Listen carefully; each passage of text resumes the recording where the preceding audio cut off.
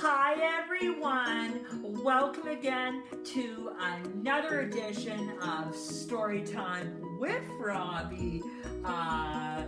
Hope you're all having a great day today and doing well. Today I'm going to be continue with the Christmas themed books. So I am going to be reading you a story about a bunny, Snow Bunny's Christmas Wish by Rebecca Harry.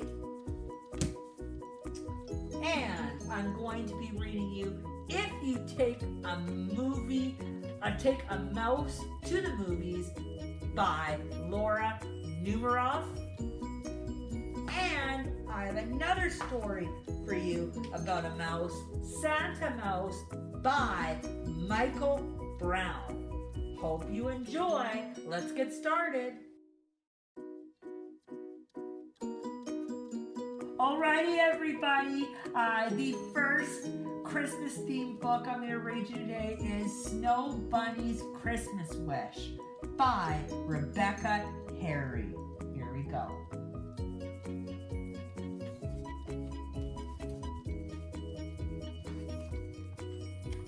Snow Bunny lived all by herself, deep in the wintry forest.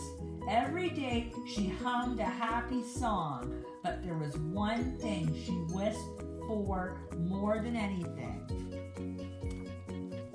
On Christmas Eve, Snow Bunny decided to ask Santa to make her wish come true. So she wrote him a letter in her best handwriting. Dear Santa, for Christmas, please, may I have a friend? This is the only present I truly want. Thank you, Snow Bunny. She addressed the envelope carefully so it wouldn't get lost in the mail. And she hurried out into the frosty air just in time to see Red Robin, postman, flying away. She had missed him by a whisker. Oh no, said Snow Bunny. I'll have to deliver my letter to Santa myself. Snow Bunny looked at her map.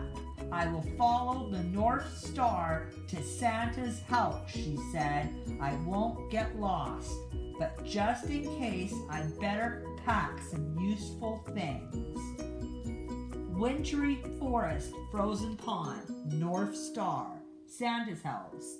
She packed a pair of warm mittens, some frosted cookies, and her map.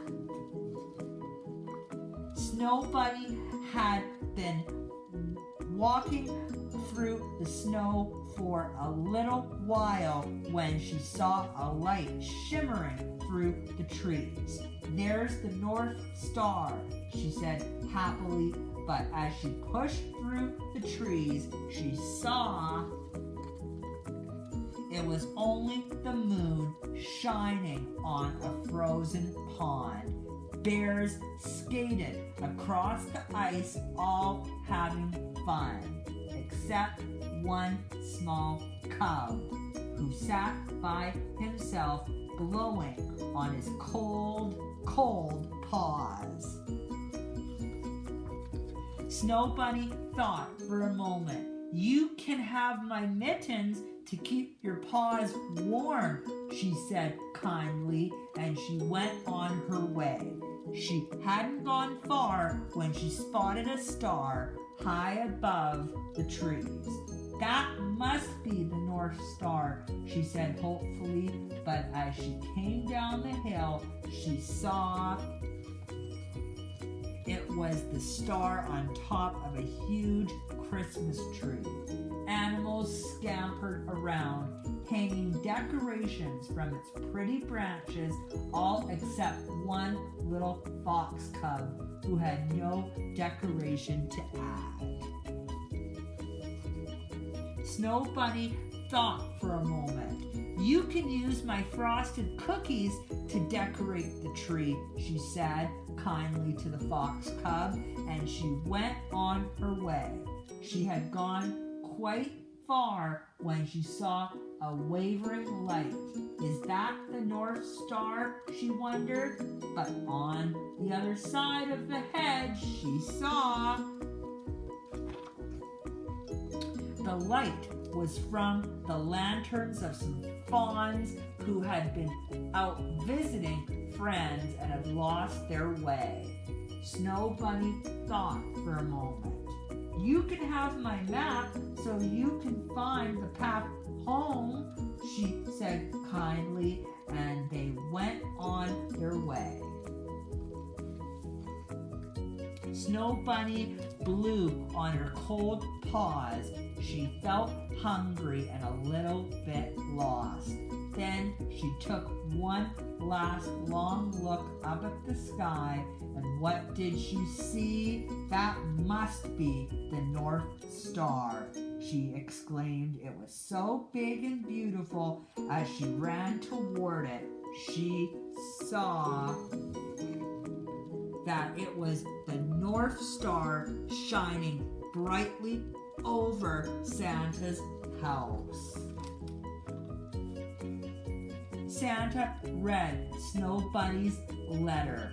Hop on my sleigh. I'll take you home on my way, delivering presents and making wishes come true around the world. But what about my wish, Santa? Snow Bunny asked politely. Wait and see, smiled Santa with a giddy up. They whooshed off through the dark and starry night. When Santa's sleigh landed outside her home deep in the wintry forest, Snow Bunny saw all the animals she met along the way gathered at her door. They had all come to thank her for her help. What a happy Christmas the new best friends spent together. Snow Bunny's wish had come true. The end. Alrighty, everybody. The second Christmas themed book I'm going to read you today is If You Take a Mouse to the Movies by Laura Numeroff. Here we go.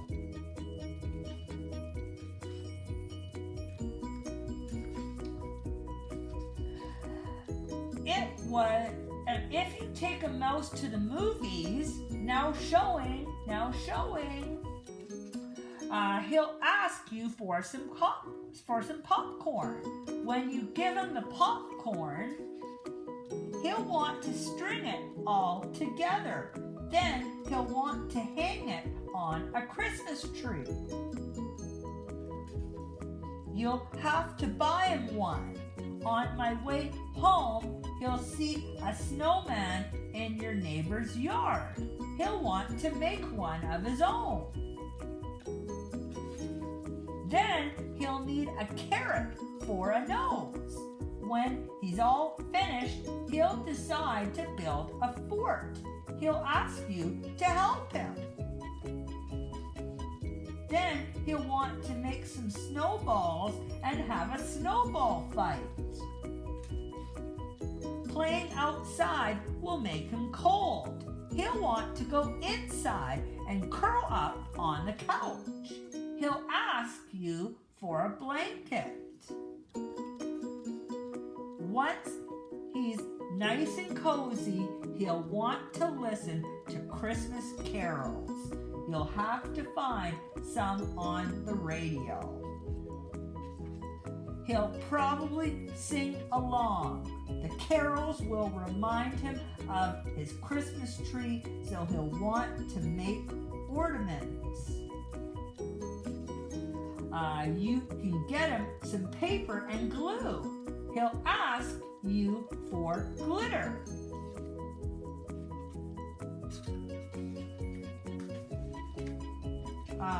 When the ornaments are done, he'll hang them all up. Then he'll stand back to look at the tree. He'll notice his popcorn string is missing. So he'll want to make another one. He'll ask you for some popcorn. And chances are, when you give him the popcorn, he'll want to take him to the movies. The end.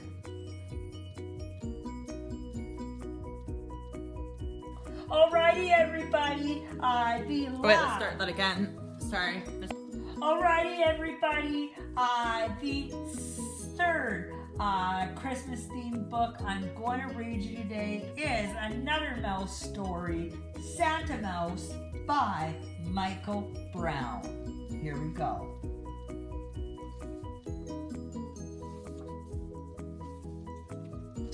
Once there was a little mouse who didn't have a name. He lived in a great big house. This mouse, the only mouse in the whole wide house. He used to play a game. He'd daydream he had playmates who were friendly as could be. Well, some of them would bring their dolls and dress up and have tea. There were others who'd play cowboys or be Inuit or Spanish. But when he tried to touch them like a bubble, they would vanish. Now, through the year, this little mouse had saved one special thing, a piece of cheese. The kind that makes an angel want to sing. On Christmas Eve, he brushed his teeth. As he washed his paws, he thought, "My goodness, no one gives a gift to Santa Claus." He ran to get his pretty cheese, and after he had found it, the paper from some chewing gum, he quickly wrapped around it, and then he climbed in bed and dreamed that he was lifted high.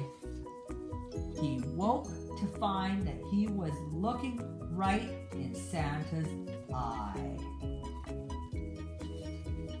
"I thank you for my gift," said Santa. "Tell me, what's your name?" I haven't any, said the mouse. "You haven't? That's a shame. You know, I need a helper as I travel house to house, and I shall give you a name to you. I'll call you Santa Mouse. So here's your beard, and here's your suit, and here's each shiny, teeny boot. You mustn't sneeze, and don't you cough. Just put them on, and we'll be off."